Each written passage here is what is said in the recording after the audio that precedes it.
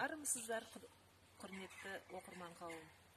Қазақстанның табиғаты көркем, жанға жайлы, әсем жерлерге өте бай өлке екендігі шүбәсіз.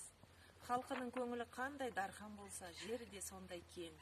Қазақ даласының әрбір тасын, әрбір шөбін, әрбір суын білу, оны қастерлеу баршамыздың парызымыз. Осы орайда елбасымыз Нұрсұлтан Әбішұлы Назарбаевтың болашаққа бағдар рухани жаңғыру бағдарламасын насихаттау мақсатында Әулиеағаш 7 ғасыр куәсі атты танымдық сағатымызды осы Әулиеағашта өткізгенді жөн көрдік. Қазақстанның жазиралы Жаркенттерінде 7 ғасырдан бері өсіп тұрған, тамыры тереңге жатқан алып ағаштың қасында тұрмыз. Ол Жаркент қаласынан 30 шақырым жерде Әулиеағаш ауылы маңында өседі. Оны жергілікті халық Әулиеағаш деп атап кеткен. Негізі бұл қарағаштың тұқымы.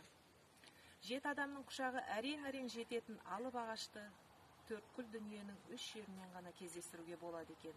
Біріншісі көршілес Қытай елінен, екіншісі Меккеде, үшіншісі біздің жазиралы Жаркенттегі осы Әулиеағаш. Ағаш қайдан пайда болған?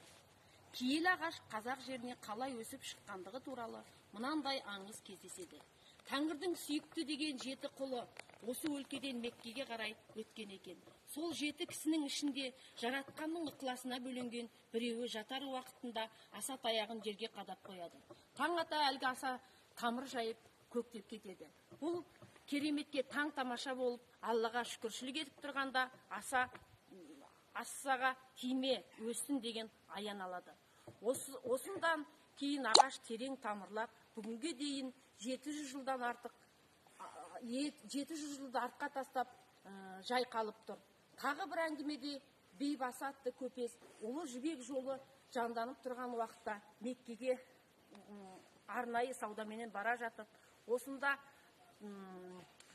тынығып алмаққа бекініп, қолындағы таяғын шаншып қояды. Ертесінде оның орнына жайқалған ағашты көріп, тимей өз жолымен кетеді.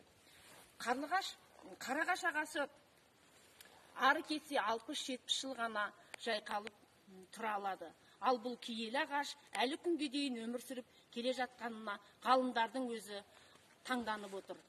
Қазақстанның киелі жерлері ұлттық мақтанышымыз.